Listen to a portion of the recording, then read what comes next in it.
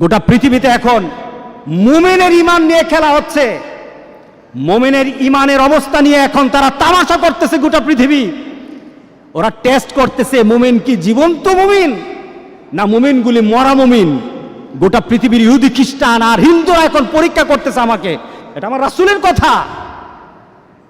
মরে দেখো তোমার শান, তোমার মর্যাদা, তোমার অবস্থান, তোমার ক্ষমতা, তোমার অর্থ, মরে দেখো। তুমি যদি নিজের জীবনকে মূল্যায়ন করতে না পারো, আল্লাহ যেটা বলেছেন ইল্লাল্লাযীনা আমানু, যদি ইমানদার না হয় মরো, তুমি কতটুকু ক্ষমতা, তোমার কতটুকু অর্থ, তোমার কতটুকু গাম্ভীর্যতা, তোমার কত মর্যাদা। ফেরাউন, সাদ্দাত, নমরুদ তো দুনিয়াতে থাকতে পারে নাই। কথা ঠিক আছে কিনা বলেন? ফেরাউন, সাদ্দাত, নমরুদ তো দুনিয়াতে নাই। আছে নাকি? ফেরাউনের বাড়ি আছে, সাদ্দাতের বাড়ি আছে, সম্পদ ছিল কিনা বলেন? সবই তো ছিল, কিন্তু তারা কি লাভবান না ক্ষতির মধ্যে আছে? ক্ষতির মধ্যে আছে। আল্লাহু আকবার, আল্লাহু আকবার। ইল্লাল্লাযীনা আমানু, যারা ঈমানদার, আল্লাহ বলেন তার কোনো ক্ষতি হবে না। একটা মুমিন যদি চিন্তা করে আমি এখানে কেন আসলাম, কেন এলাম পৃথিবীতে, আমাকে কি করতে হবে, আর আমার পরবর্তী ডেস্টিনেশন কোথায়, আমি পরবর্তীতে কোথায় যাব, এই তিনটা চিন্তা কোনো বান্দা যদি ধারণ করে, আল্লাহ সুবহানাহু ওয়া তাআলা তার আখিরাতকে গুছিয়ে দিবেন। আমাদের জীবনটা কেমন, আমাদের জীবনটা সম্পর্কে আমরা কি চিন্তা করতে পারি? কোনো ব্যক্তি হাতের মধ্যে বরফ নিল, বরফটা হাতে ধরে রাখলে সে যতক্ষণ পর্যন্ত বরফের দিকে তাকিয়ে থাকে, সে চিন্তা করে আমার ব্যবসা হবে, আমার হাতে বরফ আছে। বলেন তো দেখি বরফ কি থাকবে? হ্যাঁ, ধরে রাখুন তো বরফ, কতক্ষণ পর কি হবে? বরফ আর পাওয়া যাবে না, বরফ আর থাকবে না তার হাতে। মানুষের জীবনটা তেমন। আপনি বরফ হাতে নিয়ে রেখেছেন, আপনার জীবনটা একটা বরফের মতো, হাতে বরফ, আপনার বরফ কিন্তু গলে যাচ্ছে। কিভাবে যাচ্ছে? এক একটা মুহররম মাস চলে আসে, 1441 সাল ছিল, চলে গেছে, বরফ গলে গেছে। 1442 সাল এসেছে, আনন্দ হওয়ার কিছু নেই, বরফ কিন্তু গলে গেছে। সুবহানাল্লাহ, আপনার বরফ কিন্তু গলছে। একজনকে বলা হলো যে আমাকে নোটিশ করে দিও, আমাকে জানিয়ে দিন। আল্লাহর কাছে বলল দাউদ আলাইহিস সালাম, রব্বুল আলামিন আমার শেষ মুহূর্তটা আমাকে জানিয়ে দিও, শেষ মুহূর্তটা আমাকে জানিয়ে দিও, আমার জীবনের শেষ মুহূর্তটা আমাকে একটু নোটিশ করে দিও। আজরাইল আলাইহিস সালাম উপস্থিত। কি ব্যাপার? আমি না বলেছিলাম যে আমাকে একটু জানানোর জন্য, আপনি কখন আসবেন, আমার জীবনের শেষ মুহূর্তটা জানানোর জন্য বলেছিলাম। কোনো জানানো আগে থেকে রিমাইন্ডিং ব্যতীত আমার কাছে চলে আসলেন, ব্যাপারটা কি? আজরাইল আলাইহিস সালাম বললেন কথা আছে। আপনার দাঁতের অবস্থা কি? নাই, একটা রিমাইন্ডিং। চোখের অবস্থা কি? আগের মতো দেখি না, আরেকটা রিমাইন্ডিং। আপনার শরীরের শক্তি কোথায়? হারিয়ে গেছে, আরেকটা রিমাইন্ডিং। কে বলেন? দাড়িগুলি পেকে গেছে, তার মানে এই নয় তুমি আরো চিন্তা করতেই থাকবে, চলতেই থাকবো। আমার জীবনের গতি আছে, চলতে থাকবো, তা নয়, বরং তোমার প্রত্যেকটা জিনিসের মধ্যে নোটিশ করে করে জানানো হচ্ছে তোমার জীবন কিন্তু শেষের দিকে। এটাই তো আমাদের বৎসর গণনা, এটাই তো আমাদের জীবনের গণনা, এটাই তো আমার নতুন বৎসর আমাকে এই সংবাদ দেয়। এই নতুন বৎসর হয়তো তোমার জন্য আরেকটা বৎসরের সুসংবাদ নিয়ে আসবে, অথবা তোমার এই বৎসরটাই শেষ বৎসর। তোমার 1441 হিজরি ছিল অনেকের জন্য আবার আনন্দের বিষয়। কাদের জন্য আনন্দ? কে আনন্দ করতে পারবে? 1441 সালের মধ্যে যারা এসেছে, যারা ছিল, আজকে যারা নেই, তাদের মধ্যে কাদের আনন্দ? তাদেরই আনন্দ যারা আল্লাহ সুবহানাহু ওয়া তাআলার সেই কথার সাথে নিজেকে মিলিয়ে নিয়েছে। ওয়ালাস, সময়ের কসম, সময়ের কসম, দুনিয়ার পরিবর্তনের কসম, দুনিয়া যে পরিবর্তন হচ্ছে সময় দিয়ে, আল্লাহ সুবহানাহু ওয়া তাআলা ওই সময়ের কসম করে বলে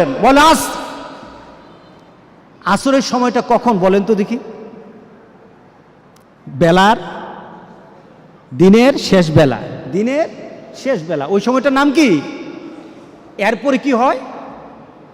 গুরুব, ডুবে যায়। এরপর কি হয়? মাগরিব। মাগরিব না? দেখুন আল্লাহ সুবহানাহু ওয়া তাআলা আসরের নামটা নিলেন সময়কে বলার জন্য, অর্থাৎ সময়টা তোমার এত কম, তোমার সময়টা এত কম, তুমি আসরের সময় মাত্র আছো, একটু পরে কিন্তু সূর্য ডুবে যাবে। তোমার জীবনটা আসরের মতো, একটু পরে কিন্তু তোমার মাগরিব চলে আসবে। অর্থাৎ তোমার জীবনের যে সূর্যটা আছে, সূর্যটা কিন্তু প্রান্তে চলে এসেছে। তুমি সব সময়, তোমার জন্ম থেকে তুমি জীবনের প্রান্তে আছো, ডুবে যাবে একটু পরে মাগরিব হয়ে যাবে। এটাই তোমার জীবন, ঠিক না? আসরের থেকে মাগরিব কতটুকু সময়? অল্প সময়। আল্লাহু আকবার, আল্লাহু আকবার, আল্লাহু আকবার। আল্লাহ কি তুলনা দিলেন বলে আজ। এখন মিলিয়ে নেন, আপনার আমার জীবনকে এখন মিলাই। আল্লাহ বলছেন ইন্নাল ইনসানা লাফি খুসর। প্রত্যেকটি মানুষ, প্রত্যেকটি মানব, ইনসান বলা হয়েছে, হিউম্যান কাইন্ড, প্রত্যেকটি মানুষ আল্লাহ বলছেন ক্ষতিগ্রস্ত, সবাই ক্ষতির মধ্যে আছে। আমরা ক্ষতিতে আছি কিনা বলেন? গত বছর 1441 সাল যখন আসে, আপনার দেহের মধ্যে কিন্তু একটু শক্তি ছিল, ভালো অবস্থা ছিল। 41-এর মাঝেই বিশাল পরিবর্তন হয়ে গেল গোটা পৃথিবীর। একটা কষ্টদায়ক পরিবেশ আরম্ভ হয়ে গেল। যার সাথে কথা বলি শরীরটা ভালো না, আগে তো শরীরটা ভালো থাকতো, এখন যেন কেন ভালো না, খালি জ্বর উঠে, ঠিক না? আগে তো এত কাশ দিতাম না, এখন খালি কাশি দিলেই মনে করে যে আমার জীবনের অবস্থা এদিক ওদিক হয়ে গেছে। কথা ঠিক আছে কি না? তার মানে কি, আপনি 1441 সাল থেকে এখন আপনি এমন জীবনে চলে আসছেন, আপনি নিজেকে প্রশ্ন করে বলতেছেন আমি ক্ষতিগ্রস্তের মধ্যে, আমার দেহ নষ্ট হয়ে যাচ্ছে, আমার দেহের পরিবর্তন চলে আসতেছে, আমি দুর্বল হয়ে যাচ্ছি, আমার চিন্তা চেতনায় দুর্বল হচ্ছি, আমার ভাবনাতে দুর্বল হচ্ছি, আমি আমলে দুর্বল হয়ে যাচ্ছি। আগের মানুষগুলির আমল শুনলে চোখে পানি চলে আসে, আমি করতে পারছি না, আমি ক্ষতিগ্রস্ত। কে বলেছেন?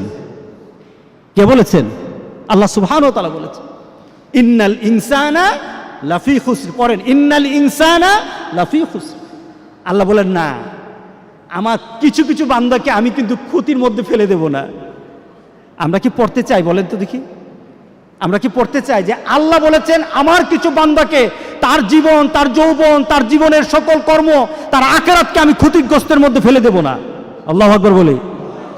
আমি তাকে ক্ষতি করব না, দুনিয়া তো ক্ষতি করব না, আখিরাত তো তার ক্ষতি হবে না। ইল্লাল্লাযীনা আমানু ওয়া আমিলুস সালিহাত। মিলাই নেন, ঈমান, যার ঈমান আছে। কি আছে বলেন? আমাদের ঈমান আছে কিনা বলেন? আছে, আলহামদুলিল্লাহ। ঈমানটা কেমন? রাসূল সাল্লাল্লাহু আলাইহি সাল্লামের ঈমানের ব্যাপারে বললেন এমন একটা সময় আমার উম্মতরা পড়ে যাবে, আমার উম্মতরা এমন একটা সময় পড়ে যাবে, তখন হাতের মধ্যে জ্বলন্ত আগুন রাখা, জ্বলন্ত কয়লার আগুন রাখা সহজ হবে, কিন্তু আমার উম্মতগুলির ঈমান বাঁচানো তত কঠিন হয়ে যাবে। এটা সহজ, কিন্তু ঈমান বাঁচানো কঠিন। কে বলেন ঠিক আছে কিনা বলেন? আহা, নতুন ঘটনা, নতুন কথা। আমরা আমাদের বন্ধু বাঁচতে পারি না, আমরা আমাদের ভালোবাসা কিসের সাথে রাখবো সেটা আমরা ভাবতে পারি না। আমরা কিছু ঘটনা শুনলে আমাদের মধ্যে চেতনা সৃষ্টি হয় না, মনে করি আমার জায়গায় আমি আছি, অন্যের জায়গায় অন্য থাকবে। কঠিন, হাতে জ্বলন্ত কয়লা রাখা কঠিন, সহজ হবে। রাসূল বলেছেন ঈমান বাঁচানো কঠিন। আর এটার সময় এখন 1441 সাল চলে গেছে, ক্ষতি হবে না। 1442 সাল চলে যাবে, ক্ষতি হবে না। 1443 সালে সে থাকলে থাকুক, আমার ফয়সালা, আল্লাহর ফয়সালা। আল্লাহ বলেন আমার ফয়সালা হবে। কিন্তু তার মধ্যে যদি ঈমান থাকে তার কোনো ক্ষতি হবে না।